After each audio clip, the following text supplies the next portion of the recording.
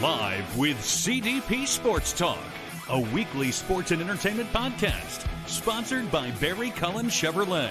Live on YouTube, Facebook, Twitter, Twitch, and LinkedIn. And on audio via Apple Podcast, Google Podcast, Spotify, Anchor FM, iHeartRadio, Amazon Music, Radio Public, and TuneIn. Now, here's your host, Chris Palme.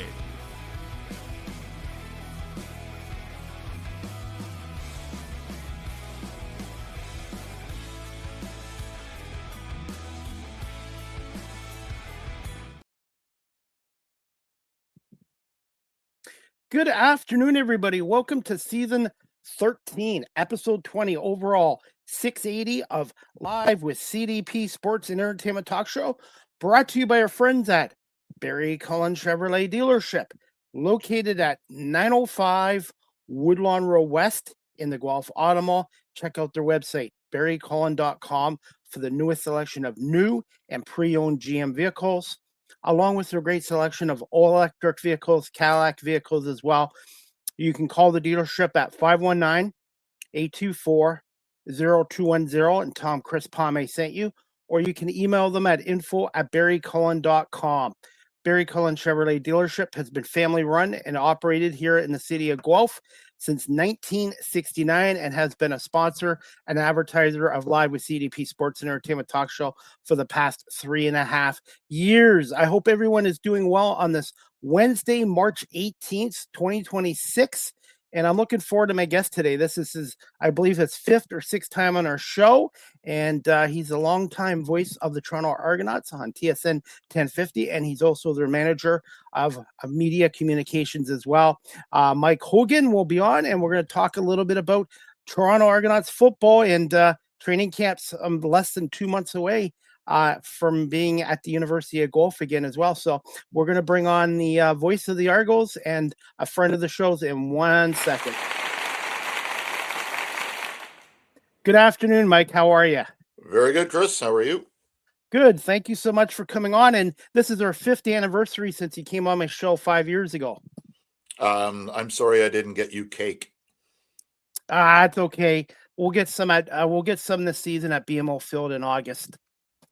Yeah, sadly we have to wait until August, but it is what it is. And you know what the remnants will be from the World Cup will make going to an Argo game even better. New scoreboards, new sound system, new field, new infrastructure, and a great new patio in the north end. So short-term pain for long-term gain. Mike, for our audience watching this show or listening to it on audio platforms, I was going to ask you this later in the show, but what are some of the changes to BMO Field that you are really looking forward to as a broadcaster, as a Argo member, and for the season ticket holders and fan base? Well, just kind of what I went over. I think the most dramatic will be the new pavilion in the north end zone. I think people have been able, if they want to, been able to see some of the setup for World Cup. It's a pretty enormous structure right now. The remnants will be that we'll get a new pavilion in the north end.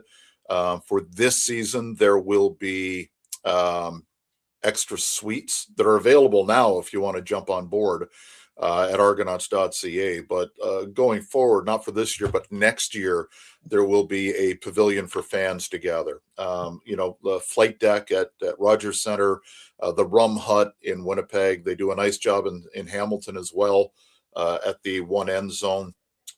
So it's just a gathering place, more informal. So that'll be offered as well, not this season, but next season. So I think that will be the most obvious one. The new playing surface, obviously. I know some people have complained about the sound system in the past at BMO Field. That's going to be a brand new sound system installed. The new video boards for fans who went last year, you saw those come into play. So it's a new look. There'll be some other infrastructure stuff around the stadium that people won't notice, but I think those are the big ones. The temporary seating capacity, the seats will all be removed to time the Argos play their first game then? Yeah, they'll be gone. Right now we don't need that kind of seating at BMO Field. I hope we get to the stage where we do, but right now we don't need a 60,000 seat venue. or What do whatever you it is. I don't know what honestly, I don't know what the number is, 45, 50,000. 45? Yeah. Okay. And then right now, people are complaining about it being unsafe, and I'm thinking Maple Leaf Sports and Entertainment is a multi-billionaire company, a billion-dollar company. Why would they put in something that's not safe for the fans? This also isn't an MLSE thing. This is a FIFA World Cup thing, and Right. likewise, that's a very big company. If you ever go to a auto race on the same grounds, and we see this installed every year, people sit in grandstands like that all the time. That's just the way it is. They're safe.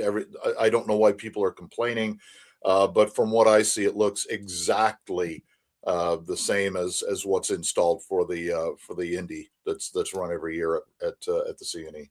It's just a bigger scale. That's all.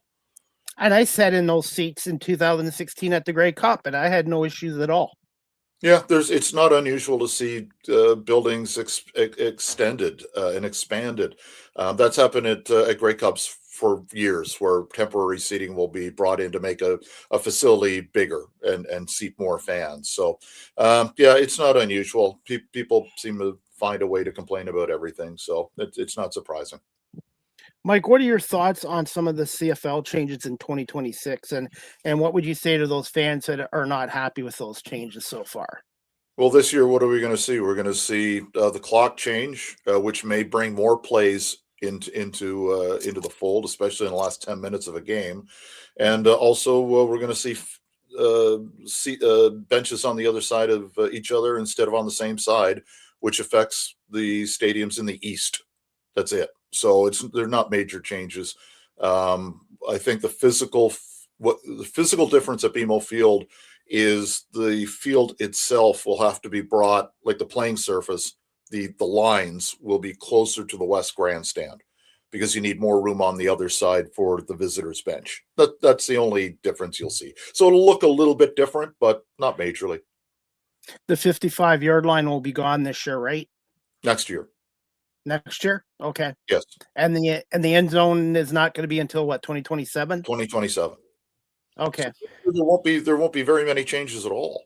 The play clock right now, coaches take advantage of the current system where the play will continue, the clock will continue to move, and the 20-second clock won't start until the referee blows the whistle and brings down his hand. Coaches milk that right now, especially in a building where, let's say you're at BMO Field last year, and the play was in the North Grandstand closer to the Argo bench. The visiting coach, if they had the lead, would take his time sending in replacements. So fat guys, especially the offensive linemen, I mean that as a term of endearment, but the big guys will come in, they'll waddle their way out onto the field, and it might be 10, 15 seconds before the official goes, boom. Might be longer than that in some cases. Coaches are very good at milking the play clock like this. So this will just make it, as soon as the play is dead, boom, clock starts. Let's get this thing going again, 25 seconds, and Bob's your uncle. Because some of the fans I talked to when these changes were announced, they were worried that the CFL is going to end up like the NFL, where if you are out of timeouts at 2 minutes, the game is sufficiently over. And then the CFL, the games can go right down to the last second of the game.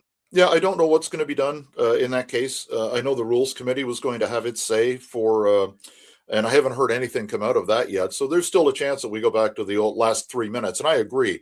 The worst part, and you know me, I'm as big a fan of the NFL as I am of the CFL, and I'm a big fan of the CFL. One of the worst parts of the NFL is the last 2 minutes. If a team's out of timeouts and it has the lead, it can just take 4 knees.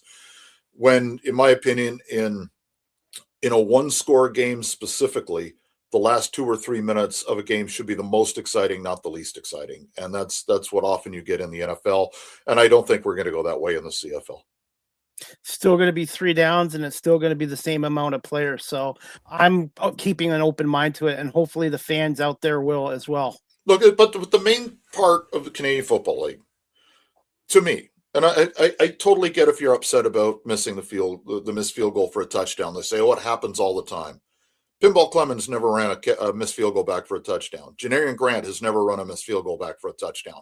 It does happen, but it's not often. It's rare. We saw Sluka do it on a freak last year. Yes. And on a block. and he would have been able to field the ball under the new dimensions anyway. We don't lose motion. We don't lose the wide field, which I think is more important than the length, to be honest. We don't lose 3 downs. We don't lose the no fair catch, which is just awful because kicks are a big part of it. And people who are complaining about what might happen with missed field goals down the road aren't also saying, hey, it's a good thing that we still have the rule where there's no fair catch. The rules that are going to remain intact are huge. I'm curious to see how the length of the field pans out because I'm skeptical at part of that. But I've been wrong before. I thought that the 32-yard extra point was not going to work. It's been a big boon because you never know if an extra point isn't an automatic anymore. Right? So yes, and that's I was proven thing. wrong on that. I didn't like it when it came in because I'm a traditionalist. So stuff like that's opened my eyes where it's okay, let's see what it is. And if it doesn't work, move it back. Well, and you know what? The CFL, everybody's a creature of habit, and sometimes some changes and tweaks here can be a good thing too. So I'm keeping an open mind with all these changes. So am I. And if it doesn't work and I don't like it, okay, I'll say I don't like it. But the stuff for next year, especially, I think are both positive. We don't need to see stuff along the sidelines like we did last year. From an Argo perspective, it's tough because we're going to lose the middle part of those on-field seats, which sold out the last couple of years. So that's going to be a bit of a hit for the fans who are in those. But we're going to make it worth their while on the east side. So it's all going to work out. It'll be fine. Thoughts on training camp in Guelph again and having an extended stay here this year until what? The end of July? Yeah, Guelph, I mean, from a training camp perspective, I don't know if there's a better facility in the country than Guelph. There may be equals. I know Ottawa's got a good setup in Queens, but some of the stuff is a little further away than our facilities at Guelph, where everything is just beautiful. You've got the field. The residences are no more than a 5-minute walk for anybody, even though those in the furthest residences from the field. The mess hall is 2 or 3 minute walk up a hill. There are a couple of times when conference rooms are needed. They're a short walk, and there are great facilities in terms of the pavilion where groups can gather either as a team or in individual sessions. There's lots of room. The player personnel department has a great office, and it doesn't really disrupt what Guelph is doing because their coach's office are still there. They don't have access to the big boardroom that we've kind of borrowed from them, and they've been great about that. But we're not knocking Coach Suri or anybody out of their office. So it's win. Was there ever any talk of playing 3 home games in Guelph at all? There was talk, but it's tough. I mean, Guelph is great for what we use it for. Like, it's perfect. But in terms of having a game, there are a lot of problems with that. There's what, 5,000 seats maybe in the grandstand. The facilities in terms of bathrooms, etc. It's just not there for a game when you're expecting 15,000 people, which is our average. So there were a lot of reasons. A lot of teams were talked to. A lot of facilities were talked to, from what I understand. But it's not a great situation by any stretch. But it is what it is, and it's the inconvenience for missing 3 home games, which in the grandest scheme of things hurts, but it's not going to hurt long term. Mike, what are your thoughts on the 2026 home schedule for the Argonauts? Obviously, they're going to be playing a lot of games away from Toronto and BMO Field for a while, but also when they do come back to BMO Field, I believe 4 out of their 6 games at BMO Field are going to be on Saturday afternoons, and then 1 Thursday and 1 Friday game. I just wanted to get your thoughts on that. My favorite games are Saturday afternoons. That's personally, everybody has their own thing. Some like Saturday nights, some like Sundays, some like Friday nights, so they can have the full weekend ahead of them. I like Saturday afternoon or 4 o'clock games, 1 o'clock or 4 o'clock. So I'm happy with that. It gives you plenty of time to tailgate, And it also allows you to go out and have a couple of beverages after the game with friends instead of, oh, it's 10:30, I'm tired. Do I want to go home and, make sure I get the last go train, whatever. I just like the fact that you can go out in the afternoon after a game and it's still only 7:30 by the time you clear out of BMO Field. So for me, I like it. And I think most fans like the Saturday. It gives them more options to get downtown. Absolutely. For me, coming from Guelph, either as media or as a fan, the afternoon games, I get home at a reasonable time. If it's a 7:30 game, I'm not getting home until 1:30 in the morning. And what the other thing that I like, and I'm coming in kind of equidistant from you in the East End. You're coming in. What's train do you get on? Aldershot in Burlington. Okay. I drive to Burlington, Aldershot. If the game's on a Saturday, you get to take advantage of the Go special where you can get $10 whole weekend for $10, Yep. right? It's awesome. Yep. So it usually costs me with my Presto card like $9.89 each way from Whitby. Now it's basically take the train in and get a free ride home, and not And have free to worry about the parking. traffic and free you And don't have free to worry about parking. parking or anything like that. Yeah. So I take advantage of that as much as I can. There are times where I do drive, and I'm fortunate I have a parking spot down there. But yeah, I try to use the GO train as much as possible. Just takes the headache out of it. Absolutely. Hey, Mike, just quick thoughts. I don't want to go on it too long, but just quick thoughts on the 2025 Toronto Argonauts season and how much of an impact was not having Chad Kelly for the whole year. Well, you go with this is no disrespect for Nick, because if he was healthy, he would have thrown for 5,000 yards. But Chad Kelly can do things that most quarterbacks in this league can't. His arm is just a gift. So it will be different. There were a lot of things that went wrong last year, and if you want to start by not having QB1, that's for Ryan Dinwiddie was a problem. And again, Nick played great, so I'm not taking anything away from 4. But it seemed that everything that's gone right for 4 years in terms of close games, in terms of making plays when plays needed to be made, that just seemed to go the other way last year. And maybe the football gods were just paying everybody back. But there were injuries. Every team has injuries. The running game just never got going. And I don't know if that was personnel or scheme or just pulling the ripcord early when it wasn't working. I don't know. I'm not sitting in the room with the coaches, but whatever they did last year didn't work. Now there are 6 running backs in camp, 5 of them new to the team. 4, I guess. Mitchell was around a little bit last year, but 4 guys who've never been with the Argos. 3 are brand new to the CFL. Some changes on the offensive line. Shepley comes in, which was a huge addition that I don't think enough people are talking about. But that just brings a whole new level of talent and aggression to our offensive line. So yeah, I think the running game will be better because it couldn't be any worse than it was last year. Literally, and it literally was the worst running game in the history of the Canadian Football League. It was like 53 yards a game, lower by 30 yards last year than anybody in the CFL. But historically, I think it was the 1988 Argos that had a worse running attack in the history of the CFL. So it was an historically bad year last year in terms of running the football. It's got to get better. That 88 team, which was 14-4, had Gillis through Affinity too. That was it 88 or maybe it was 98. Okay, I can't. I'm wrong on that one, but I know the second worst was also an Argo team. So I will look that up. What are your thoughts on Kadeem Carey coming back to the organization as a running backs coach? What can he bring? I love him.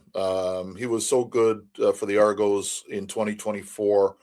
And, he had an awful knee injury last year. He knew he thought, when I talked to him about a month ago, he said that he was pretty sure it was going to be his last year in Saskatchewan. He wanted to chase one more Grey Cup ring.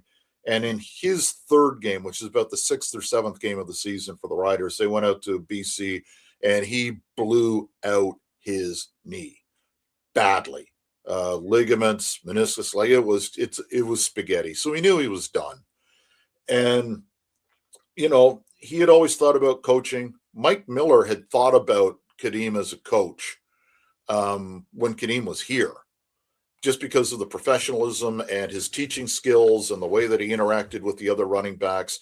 That's just who Kadeem is. And in speaking with him when he was back home in Tucson, like, he is just beyond pumped to get going and see what he can do with these guys and take that encyclopedia that he's got between his ears about that position and impart it into the new guys, some of whom he knows, most of whom he doesn't.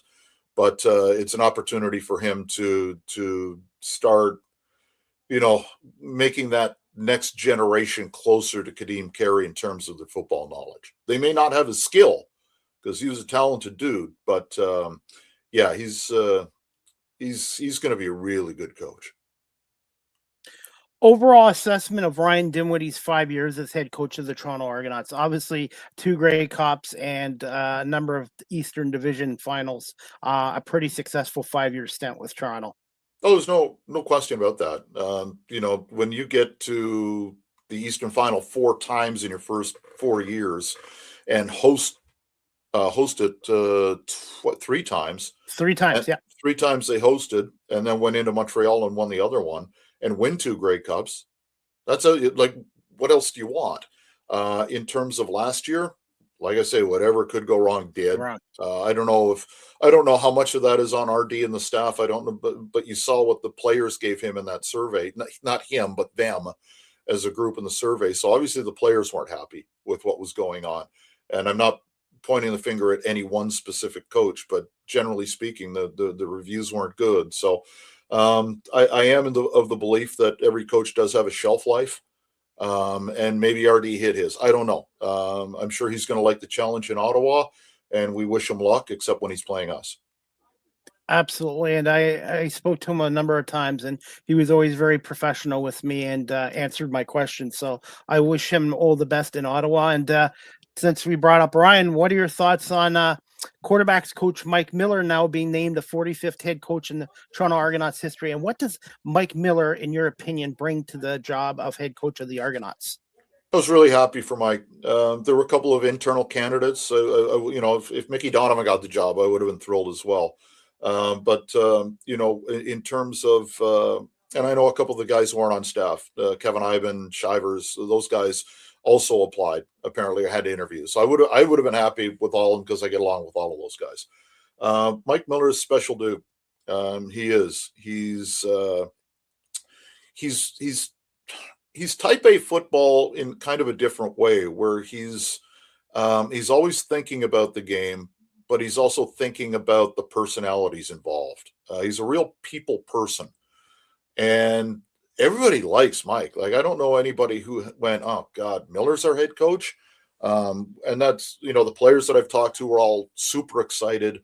The staff members are all really happy that Mike got the job because he's that guy. And he's an old school football guy. He's from Pittsburgh, right? He grew up watching the Steelers. He's smash mouth. He wants aggression on both the offensive and defensive lines. He wants us to be a really physical, fast football team, which I'm sure every coach does. But his emphasis is getting guys who can go out and physically dominate. Shepley comes to mind. Kongbo comes to mind. Guys that he's brought in who are physical specimens who like the physical part of football. So if the newcomers come in and play that style of football, they are going to be in the good graces of the coach. But I'll give you just a quick example about the person Mike is. There was a CFL Fans Fight Cancer get-together in Hamilton a week ago. And a couple members of our alumni were going to go out. And I gave Mike a call and I said, "Here, do you want to go to this? I'm going to head out. Do you want to come out and meet some fans?" And I told him what the charity was. For those who don't know, Mike had cancer a couple of years ago, and that's why he missed the Eastern Final in 2023. And he's back. He's healthy. But, I called Mike. He showed up. He said, "I might have an hour," and he stayed for the duration of the event, 3-hour event. So that's who Mike Miller is. He's just a really good guy that everybody's pulling for.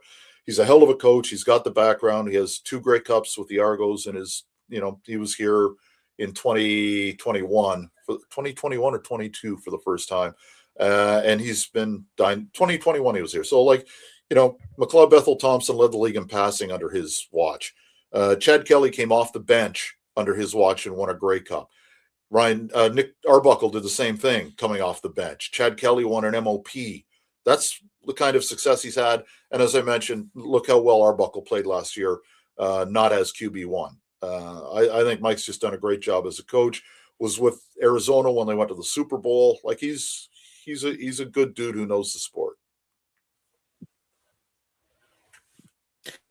Mike, I wanted to just let you know too, I've covered the team 4 years as media.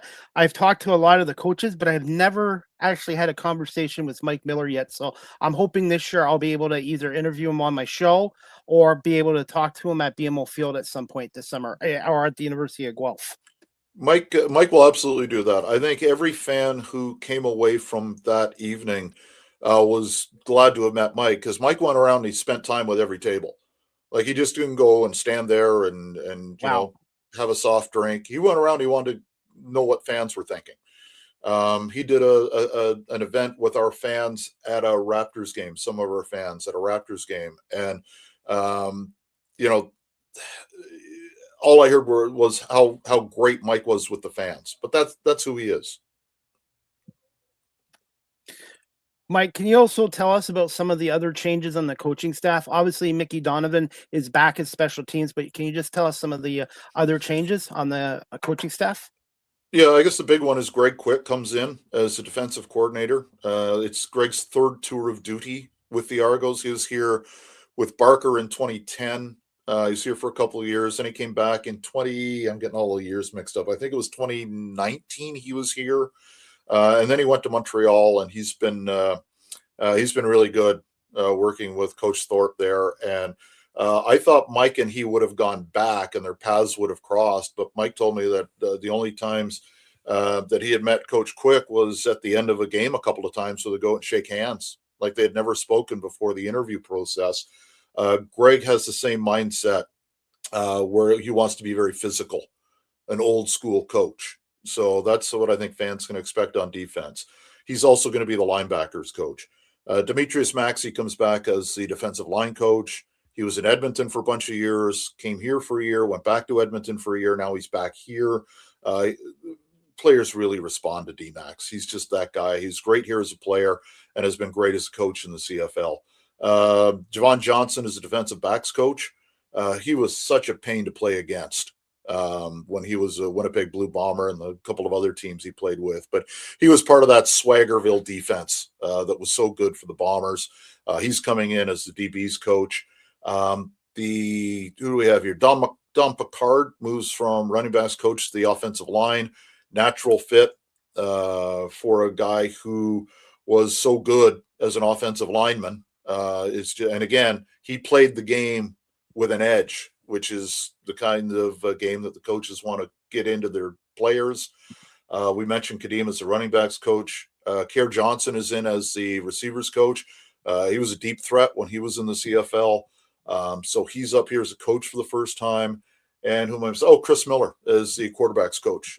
Chris was a first-round pick in the NFL, was an all-pro with the Falcons, and he is taking over as the quarterbacks coach for Mike Miller, who moves from quarterbacks coach to head coach.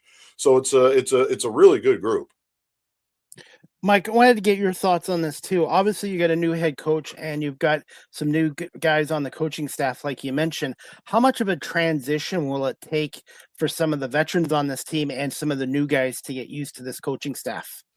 It will and it won't. I mean, I don't think anybody's going to reinvent the wheel in terms of their coaching philosophy. It'll just be a little bit different in terms of game planning, and some of the one-on-one instruction will be different. Like I say, I think it's always good to get instruction from different people. So, guys on the offensive line who have heard from Chris Sweet from a few years are now going to hear from a different coach, positional coach. See their game through a different set of eyes, and maybe just get a different pointer that might help them. And that's going to be the same for all the positional groups. So I never think it's bad to get a instruction, and it doesn't matter what your job is. If I were to instruct you or give you some advice on how to do this, and you were able to hear from somebody else and take both sets of instruction and learn from that, I think that's nothing but a good thing. So the more advice from sound teachers, the better. I actually got that a number of years ago with Eric Smith from the Raptors, Chuck Swirsky from the Bulls, and Jerry Howarth. And they gave me some tips and some advice, and I've applied it. Oh, what the hell do they know? They're all good guys too. I know it was a joke. And by the way, I have Rod Black on my show tomorrow at 2:00. By the way. Oh, nice! You have to talk to him about his little boy and his little book too. Yeah, Cut the Black. Yes. Is for the son who don't know, was on the Canadian national baseball team at the World Baseball Classic and is a big time pro baller now with the Milwaukee Brewers, I believe. Yeah. That was a great tournament, by the way. That was a great tournament. Yeah, it was fun, and I remember I loved the concept of this tournament. And when it was in Toronto a decade or so ago now, I was working with Mike Toth. And we said, we've got to get tickets for this. So we bought tournament packages right behind the third base dugout. And we sat amid the Venezuela fans. I am so happy they won, because if it wasn't Canada, Venezuela, because of my experience and Mike and my experience with those fans, choice number 2. They were awesome to hang with and just talk baseball with. So for the folks who were in Toronto cheering for Venezuela with the flags and the horns and everything, I'm so happy for them. And it was just such a dramatic win after giving up the home run and then coming back. Good on Venezuela. I was thrilled to see it. 2009 when the World Classic was in Toronto, and now with the renovations to the Rogers Skydome, I call it, there's no reason why they can't host some of the games in 3 years from now. It was a great event, and for baseball fans in Toronto, I hope it comes back. It was a lot of fun. Mike, as we wrap the show up in a couple minutes, I just wanted to get your thoughts on Jim Barker returning to the Argonauts as director of personnel, and John Hafnagel coming over from Calgary, and what those two men can bring to this organization. They bring a lot that nobody else can. Just the experience that they have. I would love to be a fly on the wall. I haven't done it yet, to hear those two talking about personnel. It would be fantastic. I think between the two of them and pinball, there's 18 Grey Cups in the room now, just with those three. Yeah, they've been around. They've done a lot. They've seen everything. I know that some of the guys that have been brought in, the coaching staff, are really excited to see what Jim and his staff have unearthed, and Hufnagel, obviously, and Mike Miller and pinball, and there's a couple of rookies on the staff. So yeah, it's a great resource for Mike Miller to have those two guys to not just talk about personnel stuff, but about coaching, because they've both been head coaches. So there's no aspect of the Canadian game that Jim Barker and John Hufnagel don't know about firsthand. So I think that's just a dynamite duo to come in. I wasn't shocked about Jim Barker coming back, but John Hafnagel, he's been in Calgary so long, so I was kind of shocked that he left there, but I'm quite happy that he's with the Toronto Argonauts. Yeah, and for me, it came out of nowhere. I don't know how long the discussions have been going on, but when I got the internal email that we've added John Hufnagel, I forget if it's that or Chris Belenovich, my partner, heard about it before I did and let me know. I honestly can't remember, but I do remember being shocked that John Hufnagel was coming here, and in the best possible way, just because of the experience. But Huff did everything in Calgary: player, head coach, Grey Cup winner. He did everything for that organization. President, general manager, like he literally did basically everything he could do, and made that organization the organization that teams aspired to be. In the 70s and early 80s, you wanted to be Edmonton. And then for 20 years, everybody wanted to be Calgary. And, I know that's the aspiration of every team in this league, but right now, everybody's trying to be what Calgary was, which was dominant for that long. And I think before last year, we were on the right road. with those 4 trips to the Eastern Final and a couple of cups. And obviously, we're hoping that last year was a speed bump and we can get back to where we were this year. Even the Argos in the 80s, who had great teams in the 80s, obviously they won one Grey Cup and lost a couple. They had a couple of off years too, and they still came back under OB. So what I tell fans is this team with their free agent signings and then coaching staff and getting John Hafnagel, to me, signals that this organization wants to get back to winning it. I don't feel there's no reason why this team can't be a Grey Cup contender in 2026. I hope you're right. I mean, if you look, you brought up the 80s. 1980 and 1981 were arguably the worst years in Argo history. It was rock bottom. It was whatever 81, rock bottom is. 81, 81. Low. But both of those years, the Forrest Yes. Gregg year, the Willie Wood year, the Willie Wood years, just awful. And then in 82, they got to the Grey Cup and won it in 83. And who was it? It was a relatively obscure assistant coach named Bob Obilovich. Obilovich, Obi from Ottawa. When Obi got hired, everyone went, who the hell is this guy? And I think I said that when I was 10. I think the same thing from fans about Mike Miller. So there is a parallel to be drawn here, except that the 80 and 81 Argos weren't as good as the 23 and 24 Argos, right? No. So like that, a lot of the personnel is here. A couple of coaches are still here. A lot of guys won Grey Cups. A couple of guys like Amos and Priester who won Grey Cups that year are back. So guys know how to win championships. And I love seeing people pick us for 9th. I couldn't be happier to see that because that's going up on the locker room wall. Being the underdogs is better. Just like last year, everyone's picking the Eagles to repeat, be a dynasty, and look what happened. So I'd rather be the underdog, and I'm sure these guys too, as athletes, would rather be underdogs and use that as motivation. I don't, and I kind of say that, tack it up on the wall semi-facetiously. I don't think guys at the pro level need that, but doesn't hurt because some guys might, right? Some guys might just need that little extra motivation.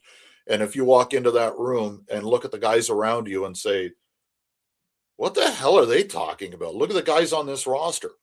Fine, so be it. But yeah, don't pick us 9th. Pick us 10th. Eventually, hopefully, there will be a 10th team in the league because I'd like to get rid of that bye week in the first week because the Argos have a bye week that first week. So if you get a 10th team, then they can get rid of that bye week. Yeah, and just there will be bye weeks, obviously, but it's you can start the season with every team and you can end the season with every team playing. Mike, out of all the free agent signings the Argos have had, which guys do you feel? Are you surprised Pickett and Amos came back and Hendricks and Ralph Hawley too? Pleasantly surprised. Amos had a good year last year in Hamilton. I was happy to see him come back. Obviously, Priester gives you some depth at a couple of different positions, and right now I think you'd have him penciled in to be the starting halfback. We'll see what other guys come in here. Hawley, the Argos maintained his rights after he was in Cleveland. Thrilled to have him back. I think that's just he was so good in the year that he played up here. Played so well, it got him the job in Cleveland. Hendricks, I was happy. I didn't know if he'd come back or not. Again, really happy to see him come back. I'm very happy to see Shepley come, and and Jonathan Kongbo. Talking to him and talking to Coach Maxey, and also talking to Barker. And I was kind of surprised when he told me the day before free agency opened that the number one target was Kongbo. Like that was the first name out of his mouth when I asked him who the guys were. And he described why. He said, for what we want to do, he's the perfect fit. Maxey raved about him as a player. Kongbo came. He said it was an easy decision. So with him, with Paris Shand and Jeremiah Ojo, the 2 top picks in last year's draft behind him, all of a sudden it looks like defensive end might be a Canadian spot. So release the 3 of them and may the better man win in training camp to see who gets the most reps. Mike, who steps on the defense this year as captain of this defense with the Wynton McManus going to the Hamilton Tiger Cats, which is going to be weird seeing him in black and gold?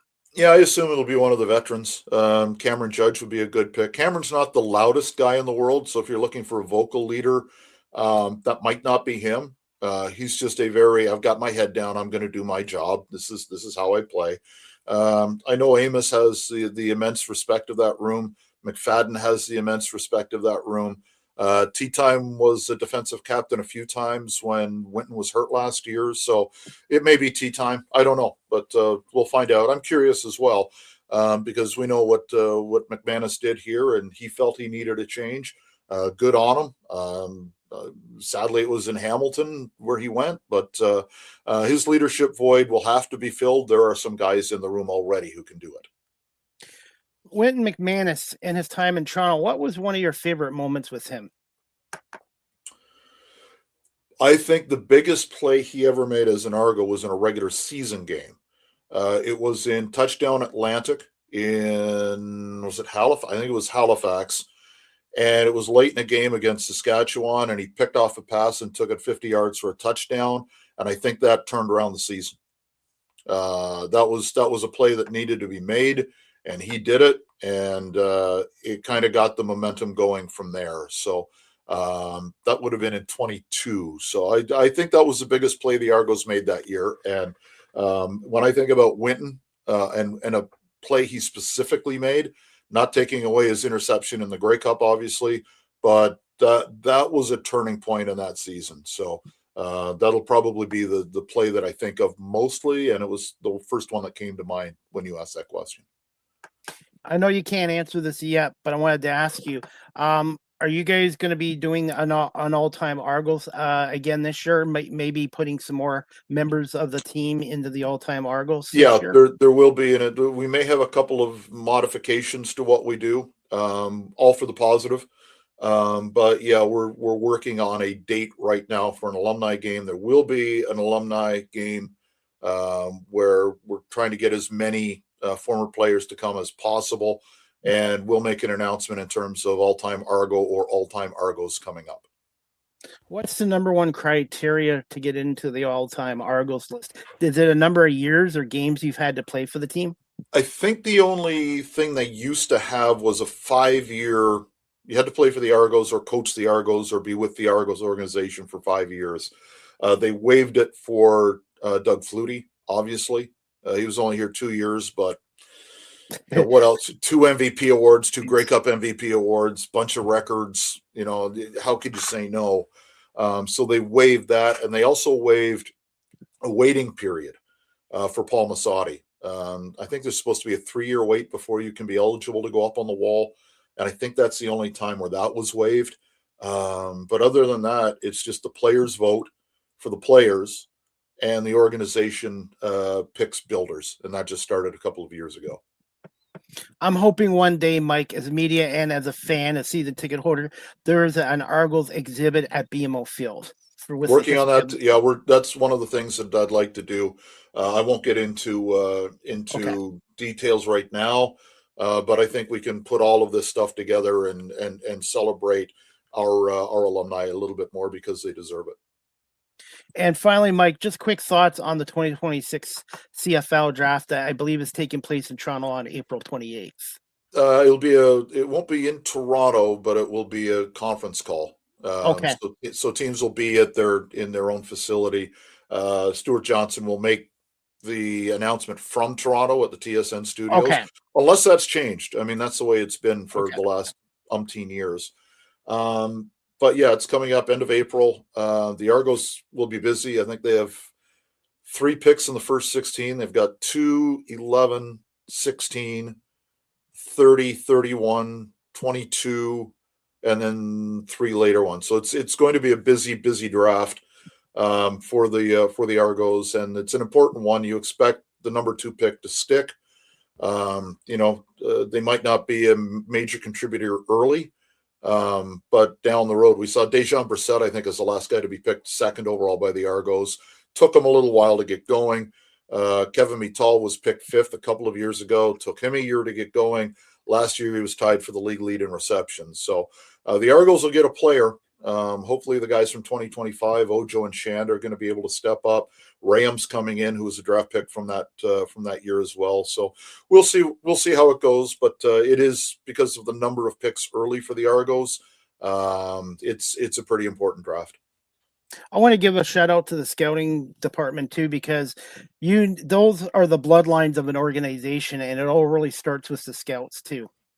Yeah, it's an expanded group this year. I'm going to write a story about the new guys coming up before the draft, as Jim's been able to add a couple of guys to the draft. So Afram and Nate. So we're expecting great things out of them. I know they've been instrumental in bringing some of the Americans into camp.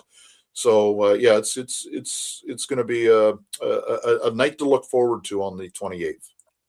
Mike, as we wrap up the show, and there's the fans are watching this obviously on live stream or on audio, why should fans consider becoming an Argos member like myself for 2026? The games are great. The entertainment's high. If you've been hesitant about becoming a season ticket member in the past, maybe this is the year to look at it, because it's less of a financial investment because there are fewer games. You don't have to pay for 9, you have to pay for 6. So that's a bit of an advantage, and make the best of a bad situation where you do lose the 3 games. But give it a go. See if you think you get to know the people around you at the game. You have the season ticket. You're probably going to get to know some of the people who sit around you. And it becomes more than just a football game. It becomes a social outing. And, we hear about the potential alcohol changes in Ontario. Viva the tailgate. Right, you'll be able to do that fairly openly if that goes through the Ontario legislature. So come down, come early to a game, go to the tailgate, come into the stands early, watch the warm-up, and just get to know the people around you and party. People who go to games around the league are astonished at how loud and enthusiastic Argo fans are.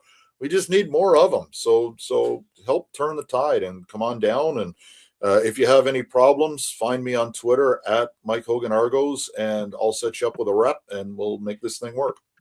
And they also can do it through argonauts.ca as well, right? Absolutely.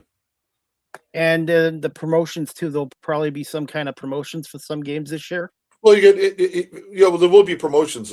Some games, obviously, with a promotional aspect, but you also get the games cheaper, right? If you buy the season ticket package, you get them cheaper than what you would have to pay if you did it on a game-by-game basis.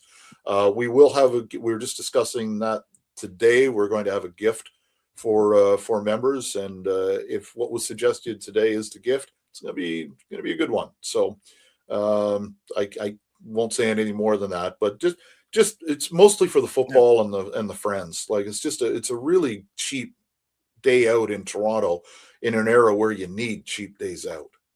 Absolutely. And by the way, I'm very lucky because I can do the season ticket as a fan, but also the media. So I get 2 perspectives, and I love doing the fan part of it, but I also like doing the media part of it. And what's your favorite part of being a fan, of going to a game? People recognize me from doing the media work, and they come up and talk to me, shake my hand. The one guy, Tim, who was sitting beside me for a couple years, we've hit it off. We've connected as friends. We've even had a beer together. And when I'm doing media, I connect with the media members, and it's just anytime I come down there, it feels like my second home. The Chris Palme legend continues. I still got a long ways to go. Man of the people. Well, it's the guests like you that make the show. And the Toronto Argonauts were one of the first teams to give this guy who's self-taught an opportunity in media. So no matter where I end up, if I'm in the NFL or whatever, I'm not going to forget the CFL. This is something I love to do. And I'm hoping Chris will have me back as media again for the 5th year this year, hopefully. I still think you should have him on the show. He's shy. He won't come on. He'll come on. I asked him. He said he would come on the show. Really? Ask him. He will come on the show. Okay, because I never want to say no to you. You're a man of the people. Well, You guys, hey, you guys treat me like part of the team, and the Argos have been a part of my life since 1979. So There you go. I just love it. And I'm hoping to get back the Argo Bounce podcast show for a fourth year with Nick Small as well. Nick and me work well together. Nick's the younger Argo fan. I'm the older guy. So sometimes we don't always agree, but it makes for great conversation. That's you don't want two guys on a podcast agreeing on every issue. It makes for really boring discussion. Absolutely, Mike. And finally, where can our audience again follow you on social media and the Argos website? Mike Hogan Argos on X. I promise to be better on IG this year, and probably Blue Sky as well, because I kind of fallen off just because it's time consuming. It is, and I'll try to be better on IG this year. Maybe I'll do some different things to try and get a little more interest. But those are the places to find me now. To find what I've written and all of the stuff you need to know about the Argos, argonauts.ca. We'll have to try to get you or Chris or even Sean Bowen on TikTok. Yeah, I'm not hip enough for that. I joined it 5 years ago, and I thought it was a joke. It was going to be a disaster. And I learned how to cut promos for my guests, myself, how to create content from that app. So in a way, it's been good for me. If they took TikTok away, my wife would be lost. Everything I hear is, hey, guess what I saw on TikTok? So it works, and she is a living embodiment of that. So maybe I'll have to get her to get me TikTok friendly.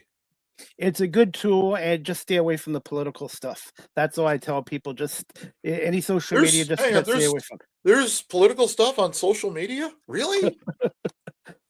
Oh, by the way, I do have some updates. The Eagles obviously got Hollywood Brown as a depth receiver. They signed him, and then no, he's not. He's number 3. He'll be wide receiver 3.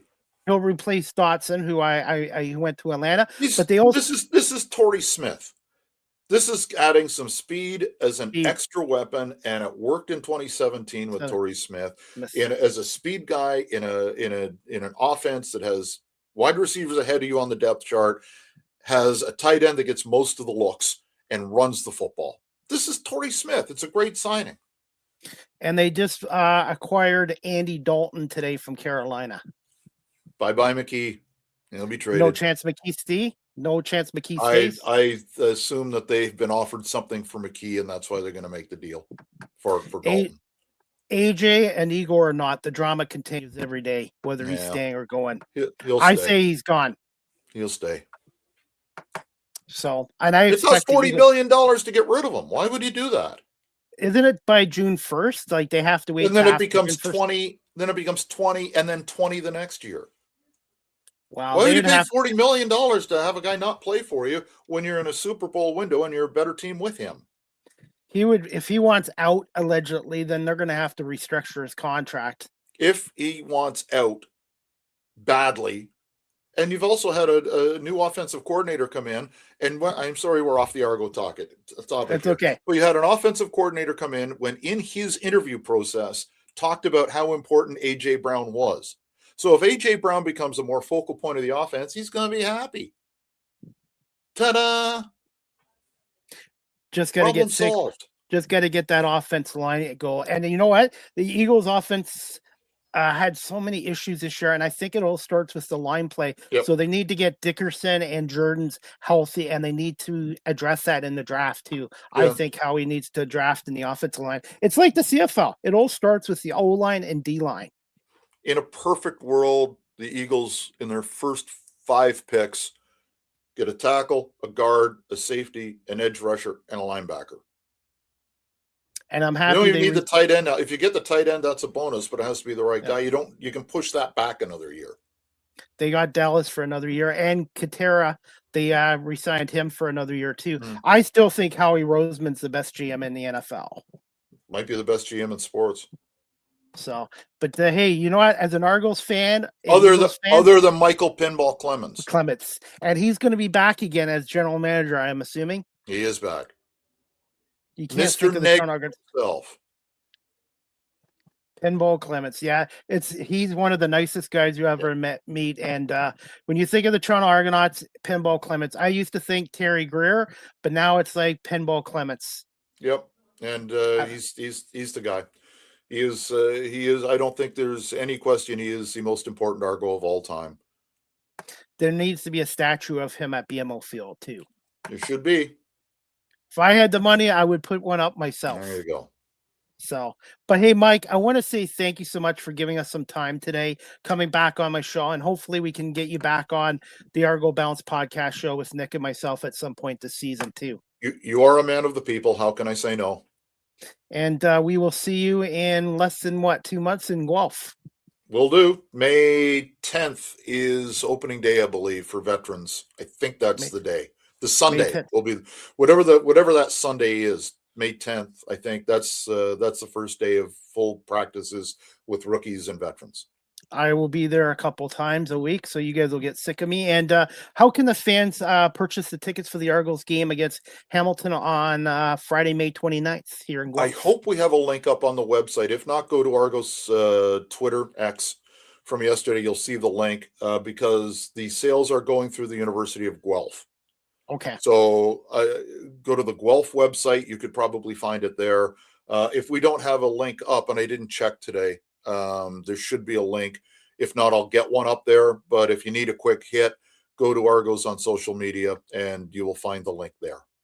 Want to give a shout out to the Guelph Griffins women's hockey team who's playing in the national championship this week as well. And I know, Mike, when you guys are at the University of Guelph, they feed you really well. But if you like really great pancakes and you're in Guelph, Jack's Pancake Factory on 259 Grange Road, best pancakes you'll ever have. So if you get a chance, track that place out too at some point. The food is great, and it's great sitting and having meals every day with the staff and the coaches and players. But every once in a while, after 3 weeks, you got to get out of there. And when it's and go downtown and adventure and find some of the spots down there.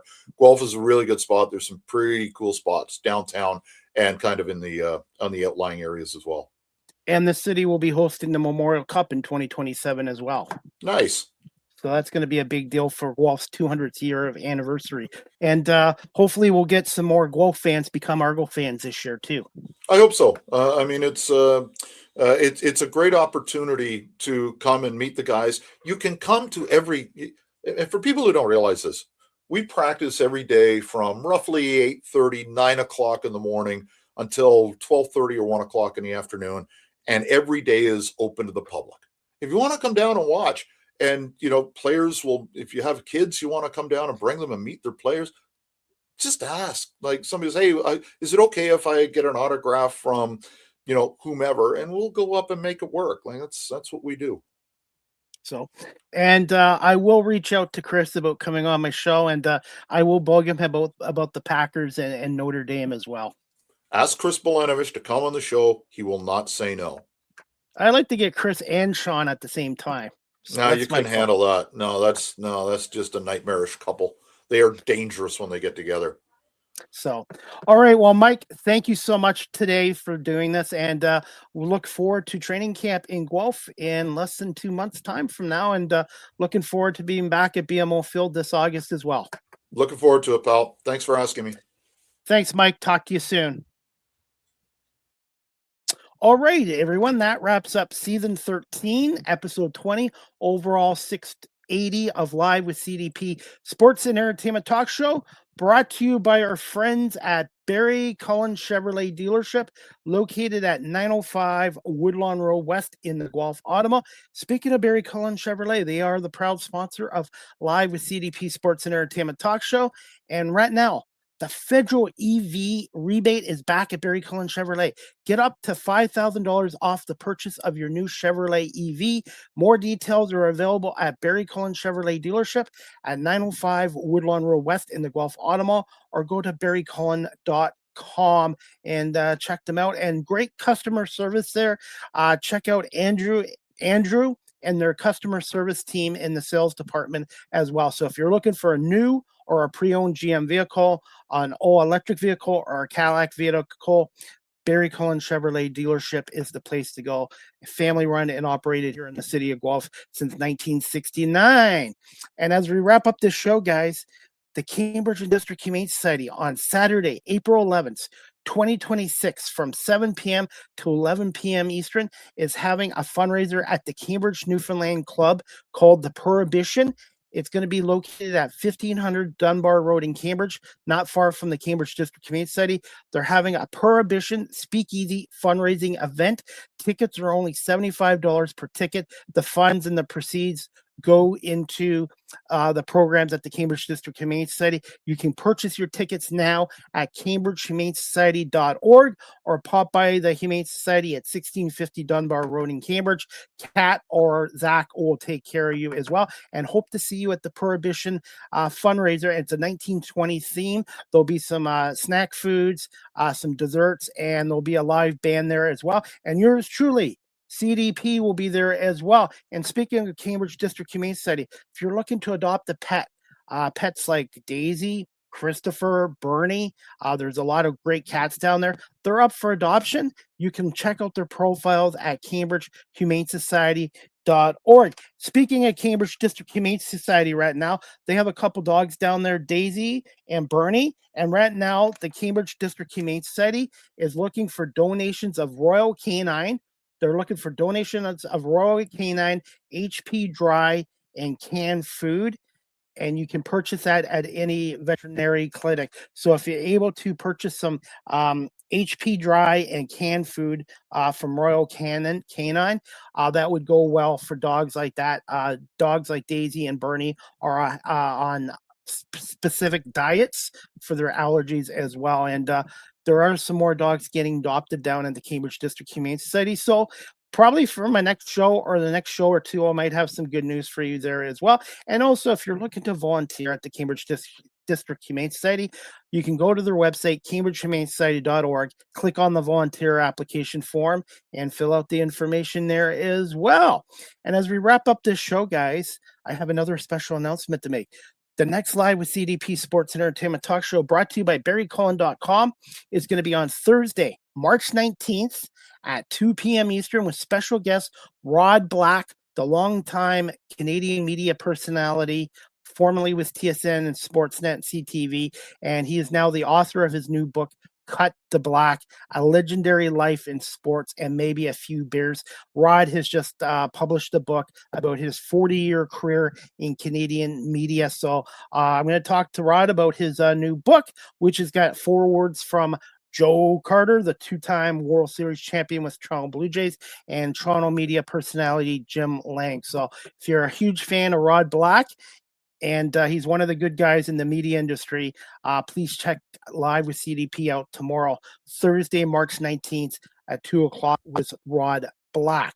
By the way, if you have a unique story and a unique career and you would like to share on Live with CDP Sports and Entertainment Talk Show or the Small Talk Podcast, you can email me at cpalme19@gmail.com or DM me on my social media pages. Would love to hear from you and possibly have you as a potential guest on this show. And speaking of Live with CDP Sports and Entertainment Talk Show, if you're a business and company and you'd like to advertise on my platform, which is on 21 different platforms in video and audio forms, including TikTok, YouTube, Threads, Instagram, Blue Sky, everywhere, you can email me at cpalme19@gmail.com. My prices are reasonable and fair and competitive, and I look forward to hearing from you and hopefully having your business come aboard here. And I can also do a lot of things and come into your business and cut in-person live interviews as well for your business. So if you're looking to advertise,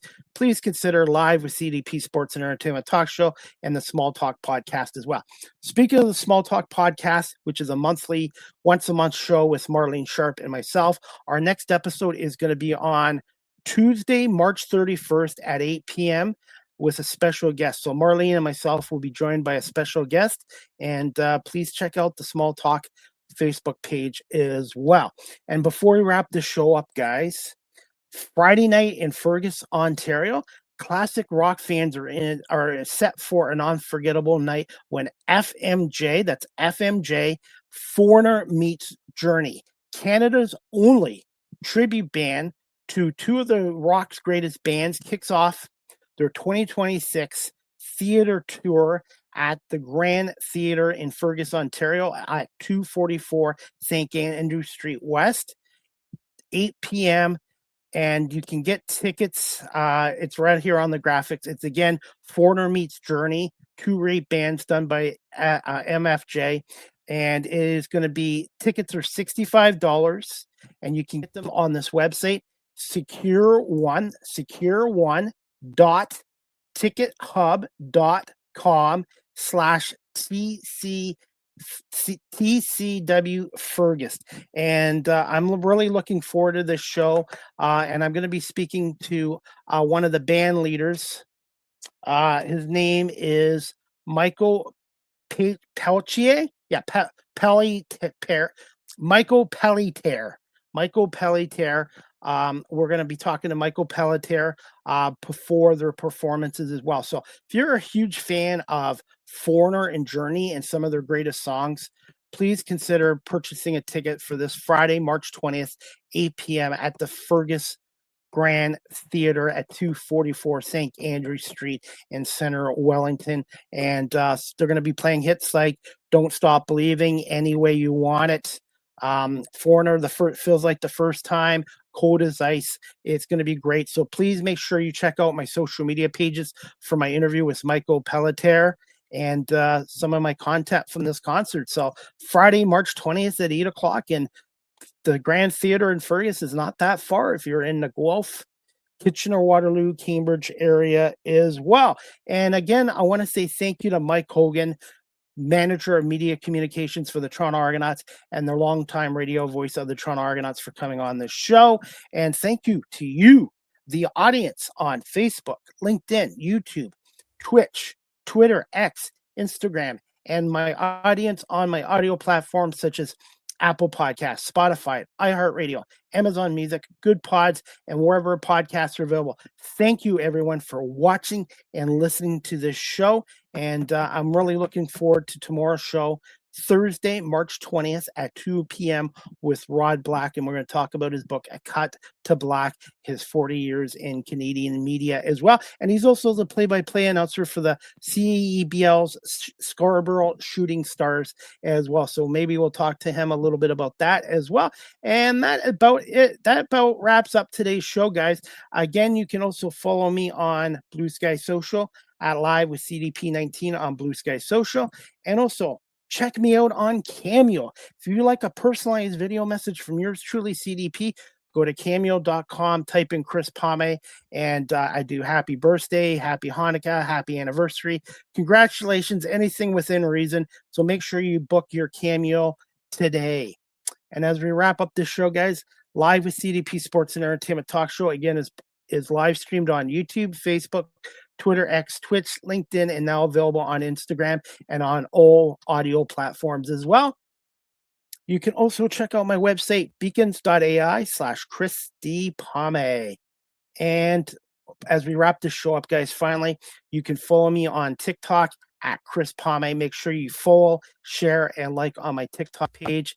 And as we wrap this show up, guys, StreamYard is the official live stream provider of Live with CDP Sports and Entertainment Talk Show. They have basic free plans, paid professional plans like I do. And if you're a business that does a lot of webinars or live streaming or even podcasting, go to StreamYard.com and contact our sales department for pricing too as well. And remember, you can follow me on Facebook, Twitter, X, Threads, Instagram, LinkedIn, Blue Sky Social, and also make sure you follow me on YouTube. Subscribe, like, and share to Chris Pame Live with CDP Talk Show on YouTube. I'm working to get 1,000 subscribers. So I'm 196 subscribers short of 1,000. So make sure you check me out on YouTube. Chris Pame Live with CDP Talk Show. Subscribe, like, and share. And I also have a YouTube Shorts channel too. So make sure you check that out as well. Finally, guys, you can reach me, email me at Live with CDP Sports and Entertainment Talk Show at cpame19 at gmail.com. Any comments, questions, suggestions, feedback would be greatly appreciated. Again, I want to say thank you to Mike Hogan, Mike Hogan, the voice and manager of communications for the Toronto Argonauts, for coming on here today. And thank you everyone for watching and listening to the show, brought to you by our friends at Barry Cullen Chevrolet Dealership. I hope everybody has a great night, and we'll see you tomorrow at 2:00 for another edition of Live with CDP Sports and Entertainment Talk Show, brought to you by Barry Cullen Chevrolet Dealership with special guest Rod Black. Have a great night, everybody.